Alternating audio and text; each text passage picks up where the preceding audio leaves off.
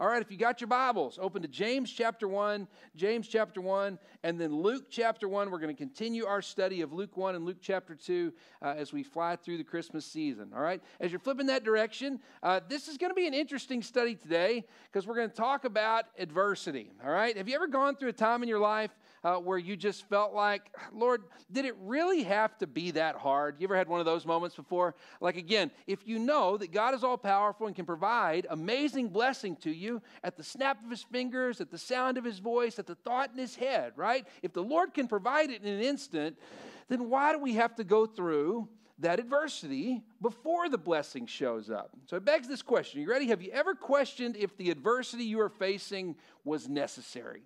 You ever questioned if the adversity you were facing was necessary? I hate to tell you this, just a little heads up, lots of movie references today. Adversity that paved the way for blessing, those are my favorite movies, right? The underdog stories when they come up, so lots of movies today, starting with my favorite adversity movie, a movie called Tommy Boy. You ever seen Tommy Boy? Anybody see Tommy Boy? Okay, back in the day, those of us of a certain age have all watched that. It was a requirement when we were in middle school, and so all that to say, Tommy Boy in the movie, the whole story, it's Chris Farley and David Spade. You can watch on Netflix now, right? But Chris Farley and David Spade and Tommy Boy, the main character, Chris Farley, kind of a bigger guy, goes through all kinds of adversity. Death of his father. He inherits the company that his father had owned, but basically the entire town is tied to it. Well, it all culminates at the end. He's tried to figure out a way to save the town, but he's gone to Chicago for one last-ditch effort, one last final moment of hope. And when he gets there, he finds out that the step family he thought was on his side are actually against him. And there's a beautiful scene where Chris Farley, the bigger guy, is on one end of the park bench. You got David Spade, tiny guy, on the other end. And Chris Farley looks and he goes, "My family's deserted me. My girlfriend's mad at me. We've lost the factory. The town's going under. I'm about to be out of a job." And then all of a sudden, the bench breaks. And he falls down. And he famously goes, "Could have done without that," right? Could have done without that. Now listen, for some of you, that's the way you feel about life right now. You're trying really hard. You're fighting through adversity. You believe that there's blessing that God has for you on the other side. You believe that all that you're working towards is eventually going to pay off. But all of a sudden the bench breaks and you go, "You know what? I could have done without that, Lord." You have the power to do it in an instant. You have the power to do it with the snap of your fingers, with the breath of your lungs. You have the power to do it with the thought in your mind. Lord, you could make it happen. I believe it with all my heart. Why are you allowing me to go through this time of adversity? Well, we have an answer to that question that comes from James chapter 1, and let's look at verses 2 through 4. Here's what James has to say. James says, "Consider it pure joy." Underline and highlight pure joy. "Consider it pure joy, my brothers, when you face trials of many kinds, because you know that the testing of your faith develops perseverance. And perseverance must," look at this, "must finish its work," underline finish its work, "so that you may be mature and" what? "Complete," underline complete, "not lacking anything." Now stop right there for just a minute. Notice that he doesn't just say, "Consider it good when you go through difficulty. Consider it joy when you go through difficulty." He says, "Consider it pure joy when you go through a time of difficulties." In fact, he comes back and says, because of that difficulty that develops perseverance, it finishes its work and it completes maturity so that you are not lacking anything. That word finish and that word complete show again a wholeness to this aspect of adversity in our lives. So why is it if we go through adversity and we hear here from James that adversity develops perseverance and that's something to be celebrated? Why do we still look at God and go, "God, why does it have to be so hard? Why does it have to be so difficult?" If you're taking notes, write this down. And some of you needed to hear this today. You might even need to write it with a dry erase board or dry erase marker on the mirror in your bathroom. Are you ready? God does not needlessly antagonize anyone. Let me say that again. God does not needlessly antagonize anyone. Sometimes when we're going through a time of difficulty, we can picture God like a kid with an ant farm. You ever seen an ant farm before? Ant farm's got 2 panes of glass, 2 plastic pieces on top and bottom, and then you got a whole bunch of dirt in the middle. And what happens is you put the ants into the ant farm, and they dig their little tunnels, they dig their little trenches, they build their little lives. But what does every kid want to do with that ant farm? You want to shake it up, right? Because when you shake up the ant farm, the ants go crazy. They start moving around from place to place, and you watch them get really upset and start over. Here's the deal. You feel so many times like, Lord, I'm digging my little trench. I'm developing my little life. I'm carving out my little section of the world, and you just shook everything up. Why? Because you have a sick, twisted mind and you want to hurt me? No. There is nothing about the personality of God that needlessly antagonizes. There is no wasted motion when it comes to the Lord. It says in James, consider it pure joy whenever you face these trials. Why? Because your faith is developing perseverance, and God is crafting something in you that will be finished and complete, something that is whole. That's really easy to hear. It's really tough to live through, isn't it? There's some of you here today navigating health issues, true adversity, and you go, Lord, you could just heal me in an instant. Why am I having to go through this now? Why do I have to navigate this adversity? If that's you, the sermon's for you today. Some of you looking for a job. In this climate, it's difficult. And around Christmas, there's a whole lot of low-level positions that are open, but sometimes this is when they halt hiring the big positions. And so you sit there and you go, Lord, I just feel like I'm in a holding pattern. If that's you, why are you struggling? Or why are you going through this time of adversity? This is a message for you today. For some of you, it's family issues, it's community issues. For some of you, it may be relationship issues. Listen to me. If you are going through adversity, God does not needlessly put us through the ringer. He has a purpose for allowing it. So how does it all work? Are you ready? Now flip over to Luke chapter 1. And our big $1 million question today, what are the benefits to God allowing adversity before great blessing? What are the benefits to God allowing adversity before great blessing?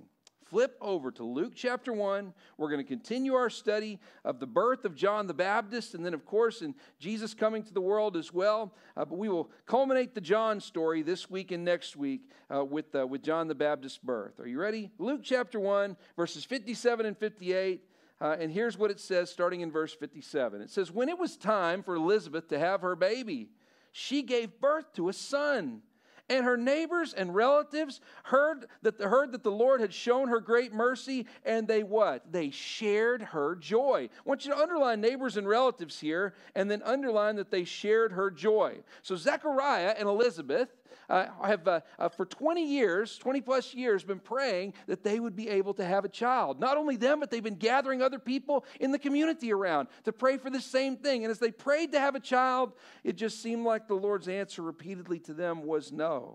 But finally, in dramatic fashion, in Luke chapter 1, not only does Elizabeth find out that she's pregnant, but that her child is going to be very, very special, and they are to name him John. And the way this is revealed happens in a crazy moment with Zechariah with an angel in the Holy of Holies at the temple. So because of that, the story begins to spread, and then here's what happens. It says that this is not just a blessing for Zechariah and Elizabeth, but the neighbors and the relatives all what? Share in the joy.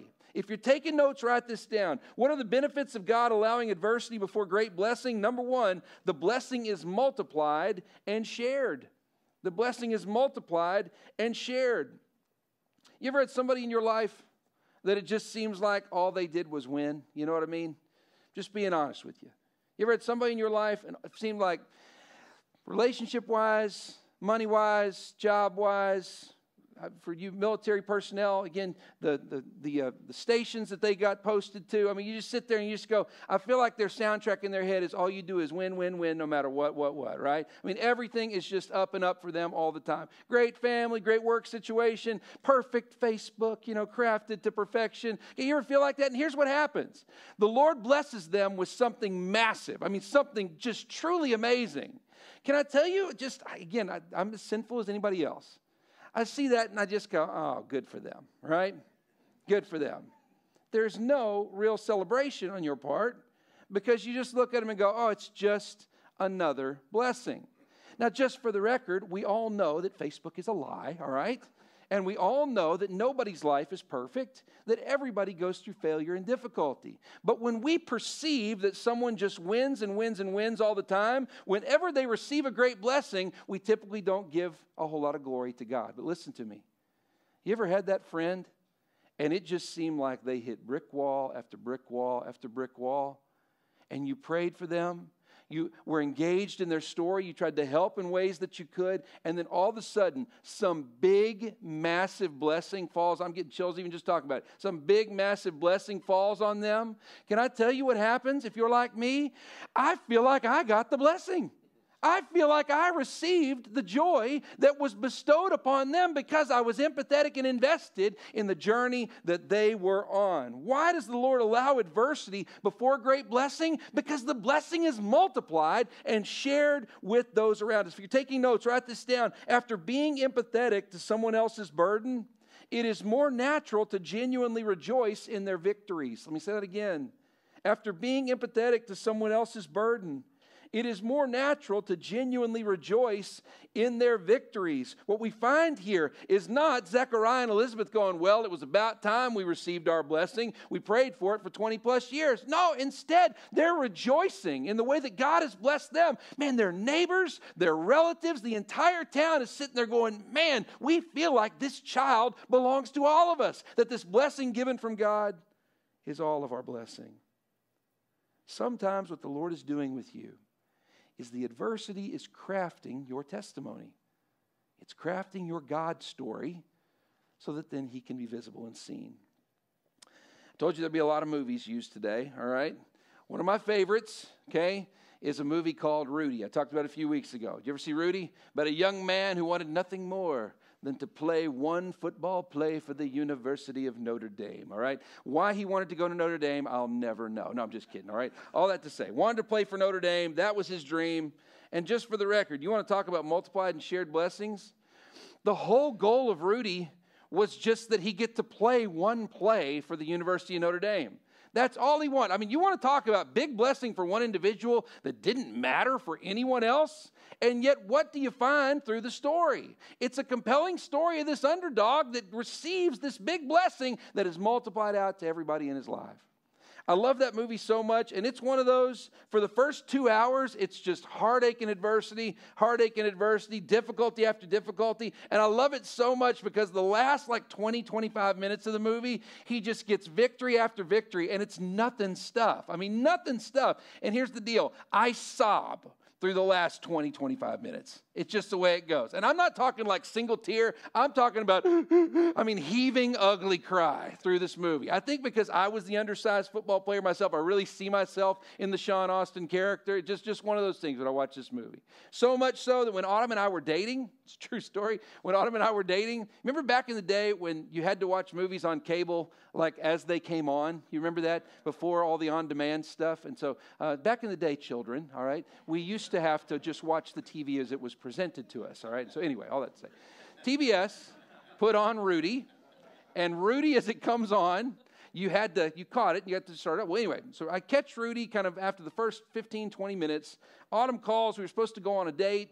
She goes, hey, I got kept at work today. She goes, it's going to be another couple of hours. And I'm like, oh, I guess I can watch Rudy. And so watching the movie, watching it through on TBS. It's getting drug out because of the commercials and everything. And so I'm watching it. And all of a sudden, we get to that last 20, 25 minutes. I'm in my apartment alone, waiting for my girlfriend, who would then be my wife now of almost 17 years, to show up. And I'm sitting there watching Rudy on TBS. And it gets to the point where all the good stuff starts to happen. And I'm telling you, he makes that tackle at the end of the movie. And that's like the culmination of all of it. And so the music is crescendoed. He makes that tackle. Well, of course, Autumn walks in at that moment, and I'm just, and she goes, oh my gosh, did someone die? I'm like, no, Rudy made a tackle, and she's just like, what is wrong with you? The story is, all he wants to do is play one play for the university. But in order to get to do that, remember, his friend dies in the steel plant. He's the first in his family to even attempt to go to college, and so he's got all that pressure from his family. So that day he gets to dress at the stadium and be a part of the team. it's a culmination of so many things. There was a head of maintenance who'd had racial discrimination against him years before that goes to the game for the first time. He had provided a place for Rudy to live at that point. Man, allows him to go and to survive and to be able to pay his bills. And then he connects with a tutor that helps him keep his grades up and get the good enough grades so that he can get into school there at Notre Dame. And I'm telling you, that final scene, you watch it. The head of maintenance is there cheering him on at the first game he's been to since he experienced that hate. The tutor is there cheering like he's the one that's down on the field, out making the tackle. And you watch the student body and the teammates, they hoist him up, cheer his name. And his father and mother cry in the stands. Listen to me. Adversity shares and multiplies blessing. The Lord allows us to go through difficulty because He is writing a story, a testimony in you that He will use to bless the world. That's what He's done with John. By the way, no better example of that than through the life of Jesus. Over and over and over again, the Son of God chose the more difficult path because through that the Lord would multiply and share the blessing. Save your spot there in Luke 1 and flip over to Mark chapter 6. Mark chapter 6, and let's read verses 30 through 44. By the way, a little interesting thing, other than the resurrection, the only miracle that's recorded by all four gospel writers is the feeding of the 5,000. The feeding of the 5,000 in the ancient world was like the pinnacle moment. The idea that you could take bread, that you could take two pieces of bread or 5 loaves of bread and 2 pieces of fish and turn it into food for 5,000 to 15,000 people. I mean, I'm telling you, that was a story that everybody wanted to hear. And in Mark chapter 6, Mark's version of the feeding of the 5,000 shows us just how dire the circumstance was because it refers twice to how hungry the people were. Look at what happens in Mark 6, starting in verse 30. It says, the apostles gathered around Jesus and reported to him all that they had done and taught. It says, then, because so many people were coming and going that they did not even have a chance to eat, then Jesus said to the disciples, come with me by yourselves to a quiet place to get some rest. So this is right after Jesus has sent out the disciples to preach. And what happened is it was so powerful and all the people went, man, we want to hear about this Jesus that you've been preaching about. So when the disciples come back to him, it's thousands of people that are going with them and they didn't have a chance to eat anything. Verse 32, so they went away by themselves in a boat to a solitary place. But many who saw them leaving recognized them and they ran on foot from all the towns and got there ahead of them. When Jesus landed and saw a large crowd, he had compassion on them because they were like sheep without a shepherd. So he began to teach them, look at this, many things. This isn't a short lesson. This is a long sermon, a long day of conference that he's giving to them, and they already had nothing to eat after that day of travel. It says by this time it was late in the day. So his disciples came to him and they said, look, Jesus, this is a remote place, they said, and it's already very late. Send the people away so they can go to the surrounding countryside and villages and buy themselves something to eat. We're hungry, and they took the same journey that we did, the disciples are saying here. We're all hungry. Send them away so we can get something to eat. Look at verse 37. But Jesus answered, you give them something to eat. Then they said to him, that would take 8 months' wages. Are we to go spend that much on bread and give it to them to eat? How many loaves you got? He asked. Go and see. When they found out, they said, 5 loaves and 2 fish. Remember, it's 5,000 to 15,000 people. 5 loaves and 2 fish. We got 1 sack lunch, Jesus. 1 kid wanted to offer it up to share. Verse 39, then Jesus directed them to have all the people sit down in groups on the green grass. So they sat down in groups of hundreds and 50s. And taking the 5 loaves and the 2 fish and looking up to heaven, he gave thanks, broke the loaves, and then he gave them to his disciples and set before the people. He also divided the 2 fish among them all, and they all ate and were satisfied. And the disciples picked up 12 basketfuls of broken pieces of bread and fish. The number of men who had eaten was 5,000. You got to picture this. Ancient world. Bread and fish from 1 sack lunch. The process to get bread was finding the field, clearing the field, planting the seed, making sure that you watered it and took care of it, growing the seed, picking the seed, harvesting the seed, and then making the grain, and then from there, going through the arduous process of making bread. What Jesus just did here was he took an entire season and he condensed it into one simple miracle. And listen to me, because of the adversity was they were all hungry. It was a need every single one of them felt. And then what happens? Out there in the middle of nowhere, there is no stinking way they could have faked it. There's no stinking way that Jesus could have fed 15,000 people off the cuff. Some of you got that experience this Thanksgiving because it was hard to feed 10 people at your house, right? Can you imagine 5 to 15,000? But the adversity that they all experienced multiplied and shared the blessing for everyone to get to experience. If you're taking notes, it begs this question. Have you considered the effect your story is having on those around you? Have you considered the effect your story is having on those around you? They all felt the pain, the adversity of hunger, but the Lord was developing a miracle that we would still talk about thousands of years later. One more Jesus story in the midst of that has to do with Jesus' road to the cross. You know, he had a handler through that whole journey. It was a guy called the centurion. Centurion's the one who would have been there when he showed up with Pilate. He would have heard the backroom meetings.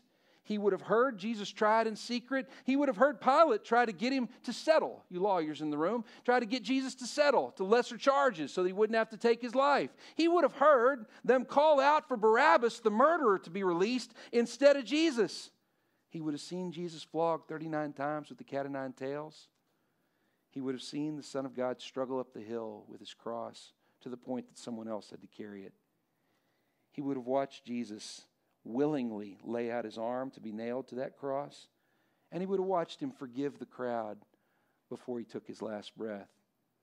And then it says after Jesus took his last breath, the earth quaked and the sky turned black. That centurion, after experiencing all of that adversity, then looks up without any religious background in Judaism, and he would have looked and said, man, surely this was the Son of God. Adversity is something that creates shared and multiplied blessing. We all become invested in the testimony, in the story, and it stirs the same joy within us that others are experiencing directly. Again, begging the question, have you considered the effect your story is having on those around you? I'm sorry you're going through difficulty. God is crafting something that will be perfect. Now flip back over to Luke chapter 1. And let's look at Luke 1, verses 59 through 65. So again, neighbors and relatives can't believe this. They're sharing in the joy. It's like John's the village baby, all right? Now verse 59, it says, on the 8th day they came to circumcise the child, and they were going to name him after his father, Zechariah.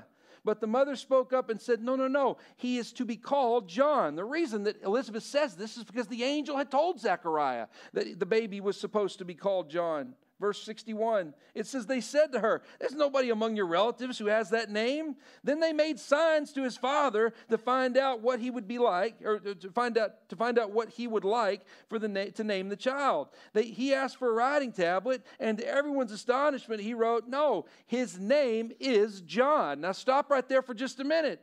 Remember, Zechariah and Elizabeth, no other children. They look at him and go, hey, clearly this baby's going to be named Zack Jr., all right? He's the one and he's the only. He's got to carry the family name. But the angel of the Lord has let them know this is a very, very special child, and he is to be named John. There doesn't need to be any confusion that this is Zack Jr. This is someone truly that the Lord has given to the world, a blessing for all of us. So what happens? The crowd looks and they go, man, this seems like a waste here. They're not going to have any more kids. They're already old. This one's already a miracle. Are you sure you want to do this? And when Elizabeth says his name is John, all of a sudden they go to the one person that can make the change, to Zechariah. This is interesting, by the way. We find out that Zechariah is mute in the earlier part of the passage. It says here that they make signs to him. It means either after that experience with the angel, or at least by this point, he has lost the ability to hear as well. He's not just mute, he's also deaf. So what does he do? He says, give me a writing tablet. And to his astonishment, he writes out, not his name will be John, not his name should be John, but his name is John. What a powerful statement from the man of God. Verse 64, immediately his mouth was opened and his tongue was loosed, and he began to speak, praising God. I want you to picture this, by the way. Preacher that wasn't allowed to preach for 9 months, all right? And he's got a lot to say. You ready for this? Verse 65. The neighbors were all filled with awe, and throughout the hill country of Judea, the people were talking about all these things. Now stop right there for just a minute. After Zechariah's mouth is loosed, all of a sudden, in the frailty of his existence, remember, he couldn't even speak, he couldn't even hear, and all of a sudden, he is turned loose after writing out, his name is John, proclaiming the glory of God that the angel had told him to do, following through with what God had called him to do. And what happens? All of a sudden, he is set free from his weakness to proclaim the greatness of Almighty God. If you're taking notes, what are the benefits to God allowing adversity before great blessing? Number one, the blessing is multiplied and shared. And number two, the presence of God is magnified. The presence of God is magnified. You've heard me say this over and over again, but it's a good thing to remember. The old timers always used to say when I was growing up, give it to God, give it to God. I always struggled to understand what that meant, and as I've gotten older, I've understood. It wasn't them saying, just don't worry about it. Give it to God means do the very best you can, and then trust God to fill in the gap and to do the rest. That you can know beyond a shadow of a doubt, I could not have made this happen on my own. It's through that lens that God is made visible so very powerfully. If you're taking notes, write this down. Weakness and adversity spotlight a void that we cannot fill on our own. Weakness and adversity spotlight a void that we cannot fill on our own. We talked about the idea of God being magnified a couple of weeks ago when we read Mary's song. When you go through difficulty, when you have true weakness, it spotlights a need, and then the Lord is made visible when he inserts himself into the problem, into the issue, when he shows up on our behalf. When that happens, he's magnified. Some of you wear glasses or you got contacts, or at one point you had to go to the optometrist, all right? You ever been to the optometrist before? Those of us who have glasses, or if you got LASIK. I still remember when I was a little kid, I'm nearsighted. So that means from here, 6 months in front of, or 6 inches in front of my face, guys, I can see like a microscope. But without my glasses, everything else is just a blur. In fact, so much so, even when you have to read that little eye chart, I can't even see the E at the top. I'm that blind. I just can't see, again, here to here, microscope. Up front, I can't see just about anything. And so I remember as a kid, the way that my parents knew that I needed glasses is because I would sit 6 inches in front of the TV. I would just sit so close. And so finally go in to get to the optometrist. And when I go in, they take that big thing that they bring around and they put them right in front of your eyes. Do you remember? And you can see through the little holes. And then they click, click, click. And they go, is this better? Click, click. Or is this better? And it's like, whoa, I'm telling you, my eyes are so bad. I mean, everything's just like a cloud, like floating clouds. And I'm telling you, when they click, click, I'm like, whoa, there are words on that board, right? I'm telling you, it just blew me away. And they were like, well, is that better? Or click, click, click, is this better? And I'm telling you, by the end of it, I'm sitting there going, I had no idea a stop sign said stop on it. You know what I mean? I just can't believe that, right? I'm telling you, I was so blind that all of a sudden, when it came into clear focus, it changed the world. For some of us, you are spiritually blind. You're sitting there, and I'm telling you, you have this idea, it's cloudy, the way that God moves and the way that God works. Adversity is click, click, click, is this better or this? Click, click, click, is this better or this? And then all of a sudden, the world begins to come into focus, and you see the fingerprints of God in every aspect of the world.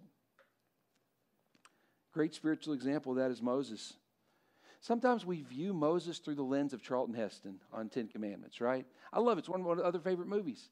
But when you watch it, you got to remember, the defining characteristic of Moses was not his booming Charlton Heston voice. The defining characteristic of Moses was weakness in every aspect. Do you remember? Moses is born in the midst of a massive genocide. There's a whole generation of Israeli boys, Jewish boys, that were put to death. The edict was to throw them into the Nile. And in dramatic fashion, through Moses' mom making the basket and the kindness and empathy of Pharaoh's daughter coming in to meet Moses. All of a sudden, in this beautiful, beautiful moment, you have Moses who's preserved. Just him breathing and being the age that he was screamed the existence of God. Not only that, do you remember when the burning bush shows up? When the Lord speaks to him, Moses looks, and when God gives him the task to go, he says, but Lord, I don't know how to speak. He was the one raised in Pharaoh's palace, but did not feel like he was confident in his words. Not only that, he had run away because he had committed murder. Every aspect of Moses, he never should have even had a moment where he was in Pharaoh's court. And yet there he was, the presence of God magnified. When you think about the way that the Lord brought about the 10 plagues, when you think about the parting of the Red Sea, why did they follow Moses? Because he was the most charismatic? No stinking way. Not the way the passage in Exodus reads. They followed him because every aspect of his life screamed the existence of God. It begs the question, have you used the platform inspired by your adversity to acknowledge God's involvement? Have you used the platform inspired by your adversity to acknowledge God's involvement? There are some of you here today that need to make the decision that you are going to share the testimony that God has given you, that you're going to share that blessing with the world by taking some time to put it to words. More on that in just a second. Now flip back over to Luke chapter 1, and let's read our final verse, verse 66 here. It says here at the end, everyone who heard this wondered about it. Underline wondered about it. Asking, what then is this child going to be? For the Lord's hand is with him. I love this passage because it starts off, again, with blessing being multiplied and shared. It says that the people shared in Elizabeth and Zechariah's joy. It furthers by saying that the people were in awe about the things that God had done, and they began talking about them. But then all of a sudden it ends in verse 66 by going, and they begin to look to the future at what this could mean moving forward. If you're taking notes, our final point today, what are the benefits to God allowing adversity before great blessing? Number one, the blessing is multiplied and shared. Number two, the presence of God is magnified. And number three, it establishes a foundation for hope. It establishes a foundation for hope. You see, the people who've experienced the blessing that was given to Zechariah and Elizabeth, because they've shared in the joy, it causes them to go, if God could do this, then what does that mean he can do in the future as well? What does that mean he could do in my life, for our country, for our people? What does that mean that God could do moving forward? It establishes a foundation of hope. If you're taking notes, write this down. Becoming conscious of God's involvement in the past and present alters the way we process the future. He said again, becoming conscious of God's involvement in the past and the present alters the way that we process the future. I love the example of David and Goliath in 1 Samuel chapter 17, verse 37. We get a great verse. Saul is looking at David and goes, David, how do you know that you're going to defeat this giant? How do you know that you can go out and win this battle? You're just a kid, and you're 4'2". He's 9.5 feet tall. How in the world can you go out and win this thing? How can you be so sure? 1 Samuel 17:37 is where the power comes from. David says, well, Saul, the Lord who delivered me from the paw of the lion and the paw of the bear will surely deliver me from the hand of the Philistine. Can I tell you what he's saying there? The Lord delivered me in the past from a 4-foot lion. He delivered me in the past from a 6-foot tall bear. And you know what? I have no reason to doubt that he will deliver me from the 9.5-foot tall Philistine. Small, medium, large, baby. Extra large even. The Lord can take care of whatever he wants to do. A foundation of hope is going, Lord, I saw you do it once. I believe you can do it again. I believe that you are the one who's in control. We forget how important hope is. I think because especially in our city, that word gets used all the time for all sorts of different reasons. You know what hope means? Hope means that you believe there's still time for things to get better. It's the definition of hope. Hope means that you believe there's still time for things to get better. It's why when I preach weddings, I usually highlight 1 Corinthians 13:7. It's one of the non-negotiables of hope. Hope bears all things, believes all things, hopes all things, and endures all things. When you get married, you got to know hope is a requirement. When you say I do, what you're saying is, Lord, we believe that there will always be hope because you are the center of our relationship. Hope believes there will always be time for things to get better. How do you establish hope? You get a hero. You remember things God's done when he delivered you from lions and bears.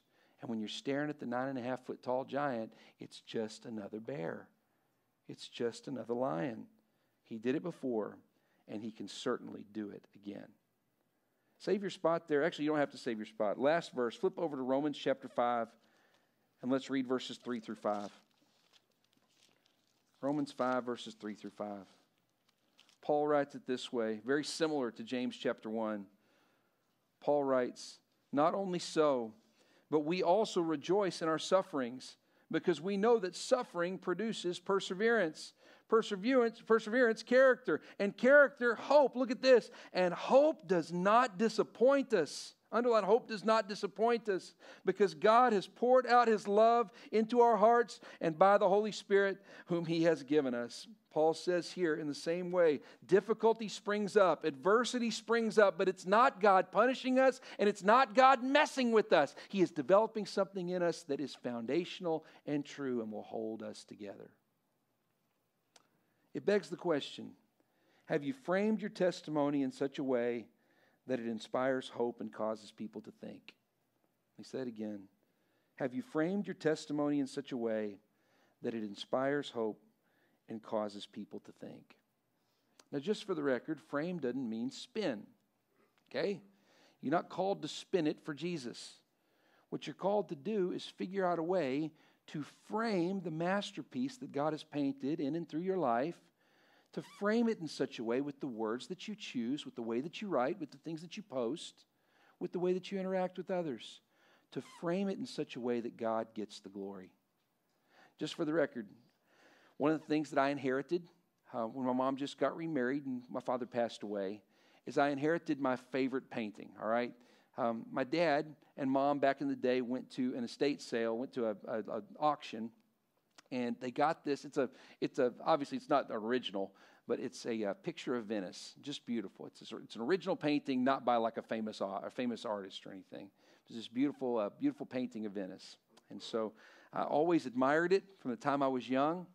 And then my mom said, she goes, "I want you to have it." Well, here's the deal. Beautiful painting of Venice, but the frame is this huge, gaudy, broke gold frame, and it even angles out to the side. And I'm telling you, it's just massive. Again, the painting's about like this, and the frame was like twice the size of the painting. It's just massive. And I'm telling you, just very ornate and just gorgeous. And so I'm telling you, the painting is beautiful, but the frame draws your eyes in and makes it just jump off the page. You feel like you're looking at Venice as you look at this painting. And so all that to say, we brought it to our house, and Autumn was like, "Love the picture, hate the frame," all right? It's just not going to work for us. And so I told her, I was like, "It's my favorite picture." And she goes, "I agree, it's gorgeous." She goes, "It just doesn't work." And so we hung it on our walls. And I mean, we live in a little townhome. I mean, it took up about half the room, you know what I mean, just to try to get this thing up. And so we put the picture frame up. Autumn looks. I mean, we're even sitting on our couch and like bumping our head against it because the frame is so big on the backside.